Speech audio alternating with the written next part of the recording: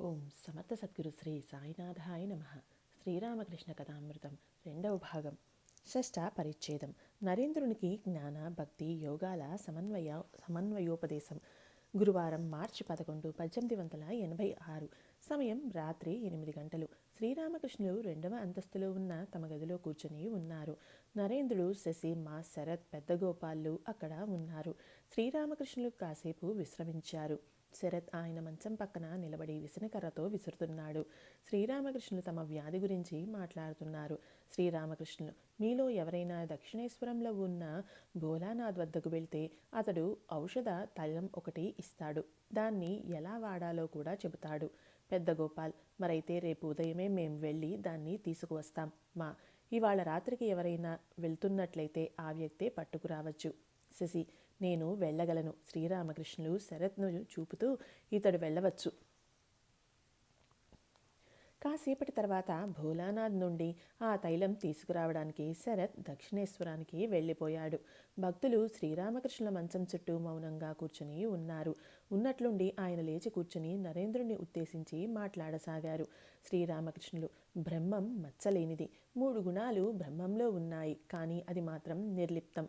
వాయువులో సుగంధం, దుర్గంధం 2 ఉంటాయి, కానీ వాయువు మాత్రం నిర్లిప్తం కదా. ఒకసారి కాశీలో శంకరాచార్యులు వీధిలో వెళ్తున్నారు. చెండాలుడొకడు మాంసం మోసుకొని వెళ్తూ ఉన్నట్టుండి ఆయన్ను స్పృశించాడు. అరే, నువ్వు నన్ను తాకావే అన్నారు శంకరులు. అందుకు చండాలుడు ఇలా సమాధానం ఇచ్చాడు. అయ్యా, మీరు నన్ను తాకలేదు, నేను కూడా మిమ్మల్ని తాకలేదు. ఆత్మ అనేది నిర్లిప్తం, మీరు ఆ శుద్ధ ఆత్మయే. బ్రహ్మం మాయలలో జ్ఞాని మాయను తిరస్కరిస్తాడు. మాయ అన్నది తెరలాంటిది. ఇలా చూడు, నేను ఈ తువ్వాలును నీకు దీపానికి మధ్యలో పెట్టాను. దీపపు వెలుగును నువ్వు ఇప్పుడు చూడజాలవు. శ్రీరామకృష్ణులు తువ్వాలను తమకు భక్తులకు మధ్య ఉంచి ఇలా అన్నారు. ఇలా చూడండి, మీకు నా ముఖం ఇప్పుడు కనిపించడం లేదు. రాంప్రసాద్ పాట ఒకటి ఉంది కదా, తెర తీసి చూడండి అని. అయితే భక్తుడు మాయను వదలడు, అతడు మహామాయను పూజిస్తాడు. ఆమెకు శరణాగతుడై, అమ్మా, నాకు దారి ఇవ్వు, నువ్వు దారి ఇచ్చినప్పుడే నాకు బ్రహ్మజ్ఞానం లభించేది అని ప్రార్థిస్తాడు. జాగ్రత్త, స్వప్న, సుషుప్త్యావస్థలనే 3 స్థితులను జ్ఞానులు కొట్టిపడేస్తారు. కానీ భక్తుడు ఈ 3 స్థితులను అంగీకరిస్తాడు. నేను ఉన్నంతవరకు సర్వము ఉంటుంది. ఈ నేను ఉన్నంతవరకు భగవంతుడే మాయా జీవజగత్తులు 24 తత్వాలుగా విరాజిల్లుతున్నట్లు భక్తుడు దర్శిస్తాడు. నరేంద్రుడు ప్రభృతులు మౌనంగా వింటూ ఉన్నారు. శ్రీరామకృష్ణులు, కానీ మాయావాదం శుష్కమైనది. నరేంద్రుడితో, నేనేం చెప్పానో చెప్పు. నరేంద్రుడు, శుష్కమైనది. శ్రీరామకృష్ణులు నరేంద్రుడి ముఖాన్ని, చేతులను ఆప్యాయంగా స్పృశిస్తూ ఇలా అన్నారు. ఇతడివి అన్నీ భక్తుడి లక్షణాలు. జ్ఞాని లక్షణాలు వేరుగా ఉంటాయి. అతడి ముఖం శుష్కంగా ఉంటుంది. జ్ఞాన సముపార్జనానంతరం కూడా జ్ఞాని విద్యామాయను ఆశ్రయించుకుని ఉండవచ్చు. భక్తి, దయ, వైరాగ్యం వీటిని నిలుపుకొని ఉండవచ్చును. ఇందులో 2 దేశాలు ఉన్నాయి. మొదటిది లోకశిక్షణ, రెండవది రసాస్వాదన. సమాధి స్థితిలో నిమగ్నుడై జ్ఞాని మౌనం వహించినట్లయితే లోకశిక్షణ జరగదు. అందుకనే శంకరాచార్యులు విద్యానేనును నిలుపుకున్నారు. పైగా భగవదానందాన్ని అనుభవించడానికి భక్తుల సాంగత్యంలో జ్ఞాని భక్తిని ఆశ్రయించుకుని ఉంటాడు. ఈ విద్యానేను, భక్తుడినేను వీటిలో దోషం లేదు. దుష్టనేను ఉంటే అది హానికరం. భగవంతుడి దర్శనం కలిగితే బాలక స్వభావం ఏర్పడుతుంది. బాలుడి నేనులో ఎలాంటి దోషమూ లేదు. అది అద్దంలో ముఖం ప్రతిబింబించడం లాంటిది. అది జనులను తిట్టజాలదు. కాలిపోయిన తాడు కేవలం చూడడానికి మాత్రమే తాడు ఆకారంలో ఉంటుంది. ఉఫ్ మని ఊదితే అది ఎగిరిపోతుంది. జ్ఞానాగ్నిలో దగ్ధమైపోయిన అహంకారం ఎవరికి హాని చేయజాలదు. ఆ నేను కేవలం నామ మాత్రమే. నిత్యానికి చేరుకున్నాక మళ్ళీ లీలకు రావడం, నది ఆవలి ఒడ్డుకు చేరుకున్నాక తిరిగి యువతలి ఒడ్డుకు రావడం వంటిది. అలా తిరిగి రావడం అనేది లోక శిక్షణ, ఆనందం నిమిత్తం, భగవల్లీలలో పాలు పంచుకునే నిమిత్తం. శ్రీరామకృష్ణులు అతి మృదుస్వరంలో మాట్లాడుతూ ఉన్నారు. భక్తులను ఉద్దేశిస్తూ ఇలా అన్నారు. దేహం ఇంతగా రోగగ్రస్తమై ఉంది, కానీ అమ్మ నా మనస్సును అవిద్యామాయలో మాత్రం నిలుపనే లేదు. మీరే చూడండి, రామ్లాల్ కానీ, లేక ఇల్లు కానీ, లేక భార్య కానీ నాకు జ్ఞాపకం లేనే లేదు. నేను ఆ కాయస్థబాలుడైన పుణ్యుడి గురించే చింతిస్తూ ఉన్నాను. తక్కిన వారి గురించి నాకు ఇసుమంతైనా ఆదుర్ద లేదు. లోకుల నిమిత్తం, భక్తుల నిమిత్తం భగవంతుడే నాలో ఈ విద్యామాయను నిలిపాడు. కానీ విద్యామాయ ఉన్నట్లయితే మళ్ళీ రావాల్సి ఉంటుంది. అవతార పురుషులు ఈ విద్యామాయను నిలుపుకుంటారు. ఇసుమంతైనా కోర్కెలు ఉంటే మళ్ళీ రావాల్సి ఉంటుంది. తిరిగి తిరిగి మళ్ళీ రావాల్సిందే. కోరికలన్నీ నశించినప్పుడే ముక్తి. కానీ భక్తులు ముక్తిని కోరుకోరు. కాశీలో మరణించిన వారికి ముక్తి లభిస్తుంది. వారికి తిరిగి రావాల్సిన పని లేదు. జ్ఞానుల లక్ష్యం ముక్తి. నరేంద్రుడు: ఆ మధ్య ఓ రోజు మేము మహిమా చక్రవర్తి ఇంటికి వెళ్ళాం. శ్రీరామకృష్ణులు నవ్వుతూ: అయితే? నరేంద్రుడు: అలాంటి శుష్కజ్ఞానిని ఇంతవరకు ఎన్నడూ నేను చూసింది లేదు. శ్రీరామకృష్ణులు: ఏమైందేమిటి? నరేంద్రుడు: అతడు మమ్మల్ని పాడమనేసరికి గంగాధర్ పాడాడు. కృష్ణుడి నామము వినినంతనే రాధాదేవి ప్రాణములు తెప్పరిల్లనవి. అటూ ఇటూ చూసేసరికి ఎదురుగా తమాల వృక్షం కానవచ్చింది. ఈ పాట విని మహిమా చక్రవర్తి ఇలా అన్నాడు: అలాంటి పాటలు ఇక్కడ పాడడం ఎందుకు? ప్రేమ గీమ లాంటి విషయాలన్నీ నాకు బొత్తిగా గిట్టవు. పైగా ఇక్కడ నేను నా భార్యాబిడ్డలతో ఉంటూ ఉన్నాను. అలాంటి పాటలు ఇక్కడ పాడడమా? శ్రీరామకృష్ణుల మాతో అతడికి ఎంత భయమో చూడు. సప్తమ పరిచ్ఛేదం. భక్తుల కొరకే శ్రీరామకృష్ణుల దేహధారణ. ఆదివారం మార్చి 14, 1886. శ్రీరామకృష్ణులు మేడ మీద ఉన్న విశాలమైన గదిలో ఉత్తరాభిముఖులై కూర్చొని ఉన్నారు. సంధ్యాకాలం అయింది. ఆయన ఎంతో అస్వస్థులై ఉన్నారు. నరేంద్రుడు రాకాళ్ళు మృదువుగా ఆయన పాదాలను ఒత్తుతున్నారు. మా కూడా పక్కనే కూర్చుని ఉన్నాడు. అతన్ని కూడా కాళ్ళు పట్టమని శ్రీరామకృష్ణులు సైగ చేశారు. గడిచిన ఆదివారం నాడు భక్తులు పూజ ప్రార్థనలతో శ్రీరామకృష్ణుల జన్మదినం జరుపుకున్నారు. కిందటి సంవత్సరం ఆయన జన్మదినాన భక్తులు దక్షిణేశ్వర కాళీ ఆలయంలో మహావైభవంగా జరుపుకున్నారు. అయితే ఈసారి ఆయన అనారోగ్యం కారణంగా భక్తులందరూ విషాద సాగరంలో మునిగి ఉన్నారు. ఏదో నామమాత్రంగా జన్మదినం జరిపారు. మాతృశ్రీ శారదాదేవి అక్కడే వసిస్తూ రాత్రింబవళ్ళు శ్రీరామకృష్ణులకు సేవా శుశ్రూషలు చేయడంలో నిమగ్నమైపోయారు. బాలభక్తులైన నరేంద్రుడు, రాకాల్, నిరంజన్, శశి, శరత్, బాబూరాం, యోగీన్, లాటు, కాళీలు ఇళ్ళు వాకిళ్ళు వదిలిపెట్టి ఆ ఉద్యాన గృహంలోనే ఉంటూ ఆయన్ను సేవిస్తున్నారు. తారక్, సింధీ గోపాల్, చిన్న గోపాల్ కూడా వచ్చి చేరారు. గృహస్థులైన భక్తులు ప్రతిరోజు వచ్చి చికిత్సకు తగ్గ ఏర్పాట్లు చేస్తున్నారు. మధ్య మధ్యలో రాత్రిళ్ళు కూడా అక్కడే గడుపుతూ ఉన్నారు. శ్రీరామకృష్ణులు నేడు మరీ అనారోగ్యంగా ఉన్నారు. నడిరేయి పాల్గొన శుక్ల నవమి. నిండు వెన్నెల తోటను ముంచెత్తుతోంది. వసంతవాయువులు ఆహ్లాదకరంగా వీస్తున్నాయి. తీగలు, వృక్షాలు ఆనందంతో తలలు ఊపుతున్నాయి.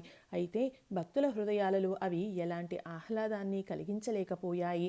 వారు విషాద సాగరంలో మునిగి ఉన్నారు.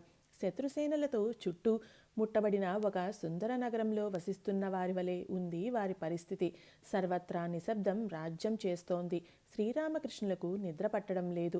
మంచం మీద విశ్రమించి ఉన్నారు. ఆయనకు ఎప్పుడు ఏ అవసరం వస్తుందోనని ఒకరిద్దరు భక్తులు సమీపాన కూర్చొని ఉన్నారు. మధ్య మధ్యలో ఆయన కునుకు తీస్తున్నట్లుగా ఉంది. పక్కనే మా కూర్చొని ఉన్నాడు. తమకు దగ్గరగా రమ్మని శ్రీరామకృష్ణులు మాకు సైగ చేసి చెప్పారు. రాళ్లు కూడా కరిగిపోతాయేమో అనిపించేలా ఉంది ఆయన బాధ. అతి కష్టంతో మెల్లమెల్లగా మాతో ఇలా అన్నారు: మీరందరూ ఏడుస్తారనే భయంతోనే నేను ఇంత బాధ అనుభవిస్తున్నాను. ఈ కష్టం మేం చూడలేం.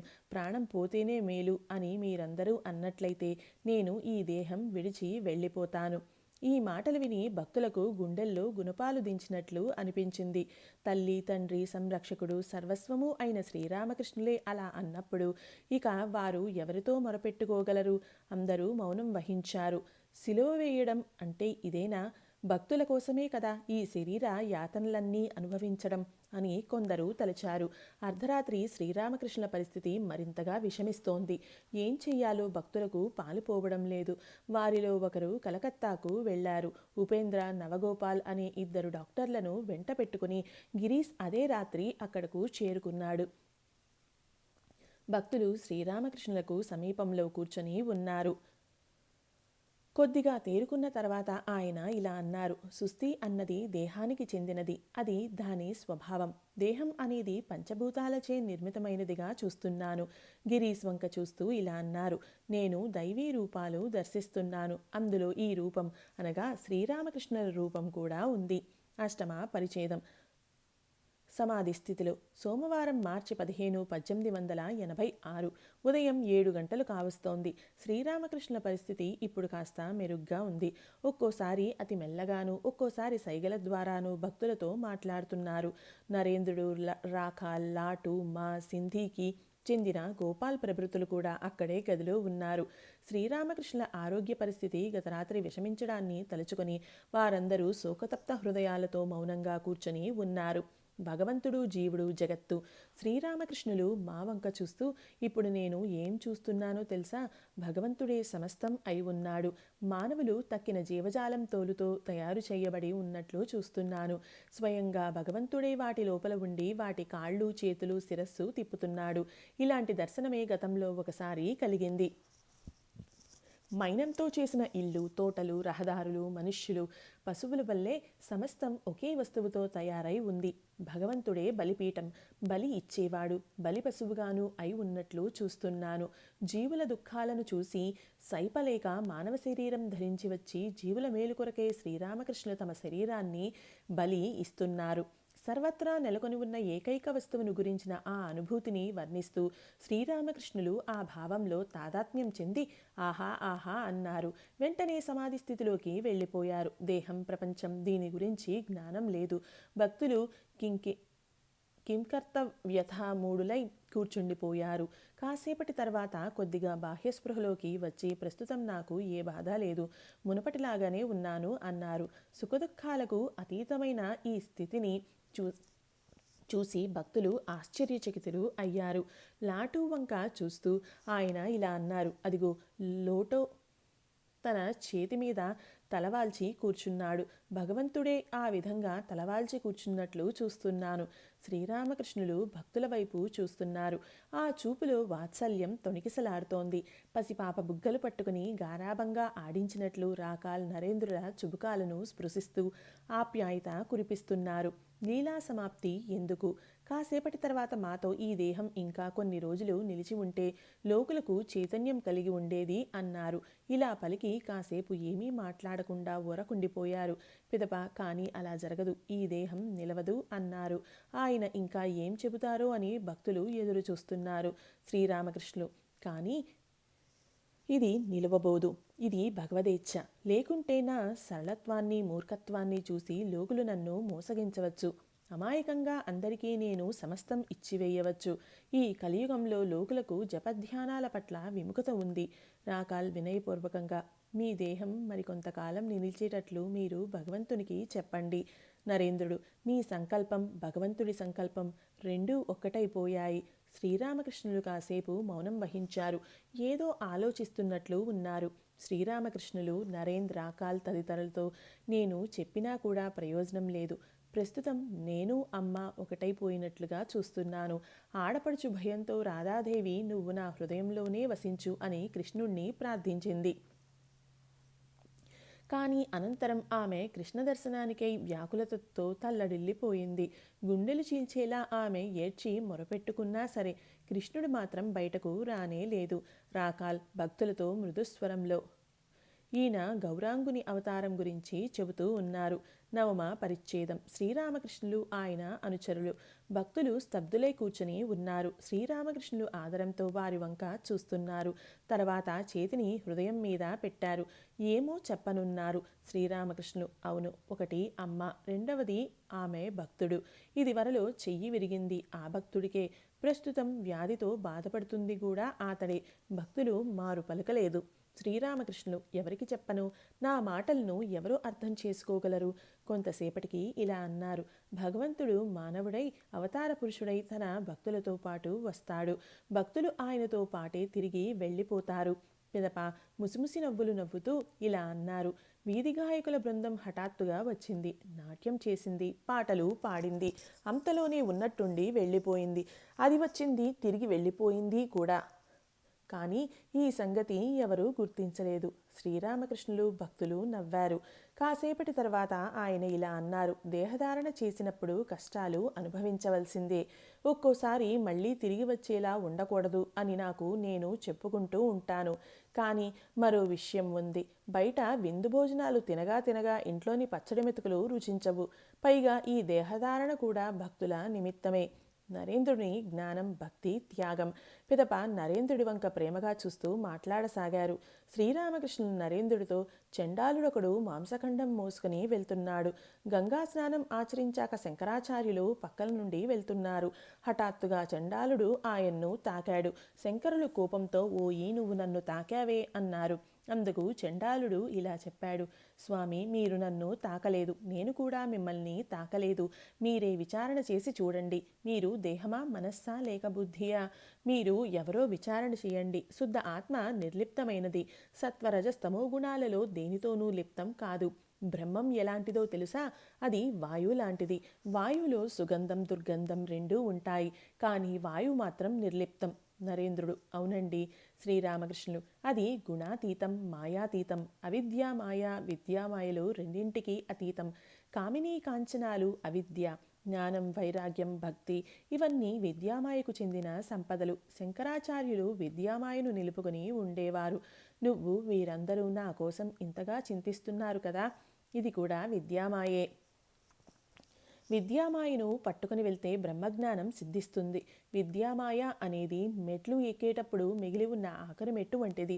ఆ తర్వాత డాబా ఉంటుంది. డాబా మీదకు చేరుకున్నాక కూడా కొందరు మెట్ల నుండి రాకపోకలు సాగిస్తూనే ఉంటారు. అంటే జ్ఞానప్రాప్తి అనంతరం కూడా కొందరు లోకశిక్షణ నిమిత్తం విద్యానేనును నిలుపుకుంటారు. ఇంకా భక్తిని ఆస్వాదించడానికి, భక్తులతో క్రీడించడానికి వారు ఈ విద్యానేనును నిలుపుకుంటారు. నరేంద్రుడు: త్యాగం చేయడం గురించి మాట్లాడితే కొందరు నా పట్ల కోపం పూనుతారు. శ్రీరామకృష్ణులు మెల్లగా: త్యాగమన్నది ఆవశ్యకం. పిదప తమ శరీర భాగాలను చూపిస్తూ ఆయన ఇలా అన్నారు. ఒక వస్తువుపైన మరో వస్తువు పేర్చినప్పుడు కింది వస్తువును పొందాలి అంటే పైనున్న వస్తువును తొలగించాలి కదా. అది తొలగించకుండా కింది వస్తువు ఎలా లభిస్తుంది? నరేంద్రుడు: నిజమేనండి. శ్రీరామకృష్ణులు మెల్లగా నరేంద్రుడితో, సర్వం భగవన్మయంగా దర్శిస్తున్నప్పుడు అన్యంగా ఏమైనా కనిపిస్తుందా? నరేంద్రుడు: సంసారాన్ని త్యజించవలసిందేనా? శ్రీరామకృష్ణులు: ఇందాకే చెప్పాను కదా, సర్వం భగవన్మయంగా దర్శిస్తున్నప్పుడు అన్యంగా ఏమైనా కనిపిస్తుందా? అప్పుడు సంసారం, గింసారం లాంటిది ఏదైనా కనిపిస్తుందా? అయితే నేను చెప్పేది మానసిక త్యాగం. ఇక్కడకు వచ్చేవారిలో సంసారులంటూ ఎవరూ లేరు. కొంతమందికి స్వల్పంగా కోరిక ఉంది. స్త్రీ పట్ల కోరిక. రాకాల్, మాలు నవ్వారు. అది కూడా తీరిపోయింది. నరేంద్రునిలో సమస్త భావాలు ఉన్నాయి. శ్రీరామకృష్ణులు తదేకంగా నరేంద్రుడి వంకే చూస్తున్నారు. ఆయన హృదయం ప్రేమానందంతో ఉప్పొంగిపోతోంది. భక్తుల వైపు తిరిగి చాలా అన్నారు. నరేంద్రుడు నవ్వుతూ, ఏమిటా చాలా? శ్రీరామకృష్ణులు నవ్వుతూ, మహాత్యాగానికి రంగం సిద్ధమవుతున్నట్లు నేను చూస్తున్నాను. నరేంద్రుడు తదితరులు శ్రీరామకృష్ణుల వంకే చూడసాగారు. రాకాల్ సంభాషణ కొనసాగించాడు. రాకాల్: నరేంద్రుడు ప్రస్తుతం మిమ్మల్ని బాగా అర్థం చేసుకుంటున్నాడు. శ్రీరామకృష్ణులు నవ్వుతూ, అవునవును, తక్కినవారు కూడా అనేకులు అర్థం చేసుకుంటున్నట్లుగా నేను చూస్తున్నాను.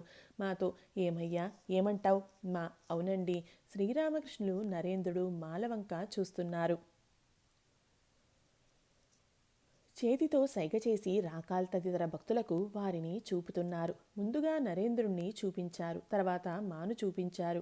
ఆయన సైగలను అర్థం చేసుకుని రాకాల్ నవ్వుతూ ఇలా అన్నాడు. మీరు చెప్పేది నరేంద్రుడిది వీరభావమని, ఈయనది అనగా మాది సఖీభావమని, అంతే కదా?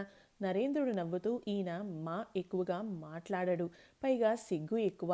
బహుశా అందుకేనేమో అలా అంటున్నారు. శ్రీరామకృష్ణులు నవ్వుతూ నరేంద్రుడితో, అది సరే, నా భావం ఏమిటో చెప్పు. నరేంద్రుడు, వీరభావం, సఖీభావం, సమస్త భావాలు ఉన్నాయి. శ్రీరామకృష్ణులు ఎవరు? ఈ మాట విని శ్రీరామకృష్ణులు దైవీభావ నిమగ్నులు అయినారు. హృదయం మీద చెయ్యి వేసుకుని నరేంద్రాది భక్తులతో ఇలా అన్నారు, ఏమైతే ఉందో అదంతా దీనిలో నుండే వచ్చినట్లుగా చూస్తున్నాను. నరేంద్రుడితో, నువ్వు ఏమని అర్థం చేసుకున్నావు? నరేంద్రుడు, సృష్టింపబడ్డ పదార్థాలన్నీ మీలో ఉండే వచ్చాయి అని. శ్రీరామకృష్ణులు ఆనందాతిశయంతో రాకాలతో, అతడు ఏం చెప్పాడో విన్నావా? శ్రీరామకృష్ణులు నరేంద్రుణ్ణి ఏదైనా పాట పాడమన్నారు. అతడిలో వైరాగ్యభావాలు చెలరేగుతున్నాయి. సర్వయుక్తంగా ఒక స్తోత్రం గానం చేశాడు. భావం, పద్మపత్రం పైనున్న నీరు ఎంత అస్థిరమో ఈ జీవితం కూడా అంతే అస్థిరం. సజ్జనులతోటి సాంగత్యం క్షణకాలమైనప్పటికీ అది సంసార సాగరాన్ని దాటింపచేసే నౌకలాంటిది. నరేంద్రుడు 1-2 చరణాలు పూర్తి చేయగానే శ్రీరామకృష్ణులు సైగ చేసి, అదేమిటి, అది అతి సామాన్య భావం అన్నారు. నరేంద్రుడు ప్రస్తుతం సఖీభావపు పాట పాడసాగాడు. ఆ పాట విని శ్రీరామకృష్ణులు భక్తులు ముగ్ధులైనారు. శ్రీరామకృష్ణుల రాఖాళ్ళ కొలకల నుండి ప్రేమాశ్రువులు రాలుతున్నాయి. పిదప నరేంద్రుడు వ్రజగోపికల భావంతో ఉన్మత్తుడై కీర్తన గానం చేశాడు. ఇది 49వ అధ్యాయం సంపూర్ణం. ఓం సమర్థ సద్గురు శ్రీ సాయినాథాయ నమః.